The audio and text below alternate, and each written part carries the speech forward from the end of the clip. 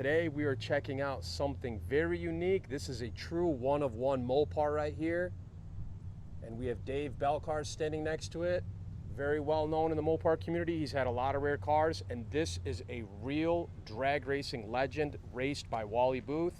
Dave, tell us a little bit about the car, man. So yeah, Wally Booth is a pro stock legend for NHRA through the 60s and 70s.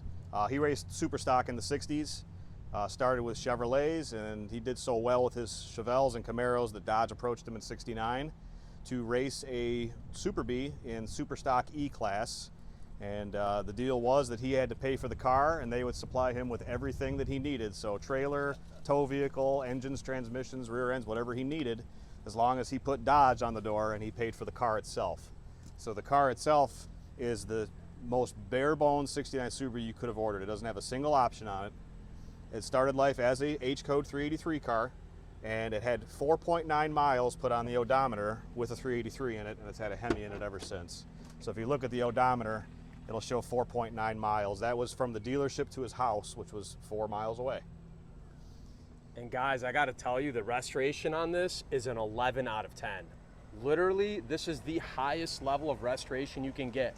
No fish eyes, no chips, no waves, just an impeccable restoration. I mean, this would take years and thousands and thousands and thousands of dollars to replicate. Granted, this is the real deal. This is not a clone. So if you wanted to make this car, anything besides what you're looking at is gonna be a clone. This is the real deal right here. So Dave, like, how long did this take you to put together, man? I've actually owned this car twice. I bought it in 2014, I believe, the first time, from Josh King of Indy Cylinder Head fame. He found it in Indianapolis, where it had been since 1970, through the second owner and the third and fourth. And I bought the car. It was a barn find. It still had the old lace paint job that was put on it in 70 to cover all this gold leaf that Wally had done. And at the time, it was a barn find, but I got it running with, it had an old 383 in it at the time. Yeah, I bought the car back then, got it going, and my wife at the time wanted to go back to school, so it became expendable. You know, of all the cars I had, this one became expendable. And immediately upon selling it, I regretted it. So when the time came for a divorce, guess what I went looking for? My Superbee again. So I got it back and did a painstaking restoration. It took a little over 2 years. Finding parts for a vintage race car is incredibly hard. You know, cable tachometers, vintage oil pressure gauges, the Fenton rims on the front were nearly impossible to locate. So it's a different kind of restoration when you're doing a vintage race car. Yeah, and this is, I mean, this is way nicer than Wally was when he was racing it, right? Yeah, I mean, the body and paint was done by a local guy who does cars for Chrysler. It's bored straight down the side, look anywhere you want.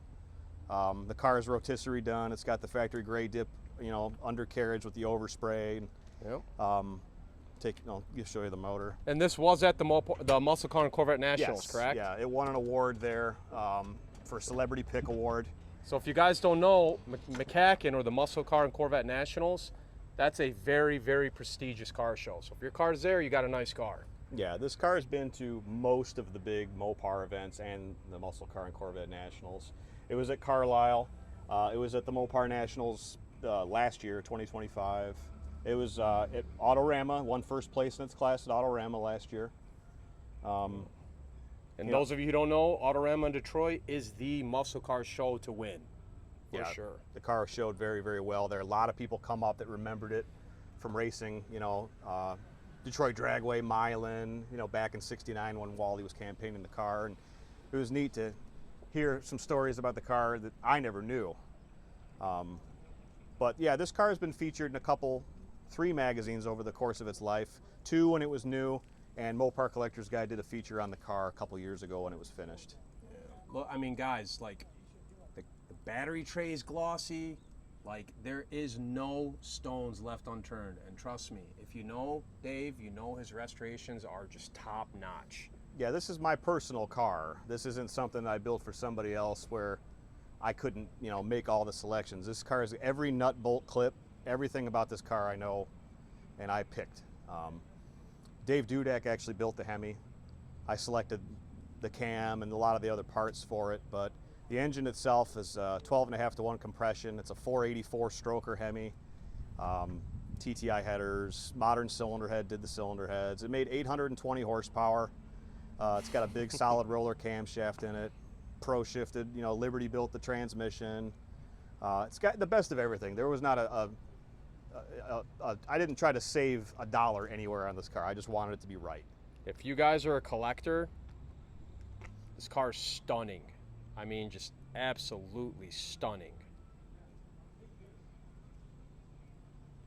Well, we're gonna go ahead and get her fired up so you guys can hear what this beast sounds like.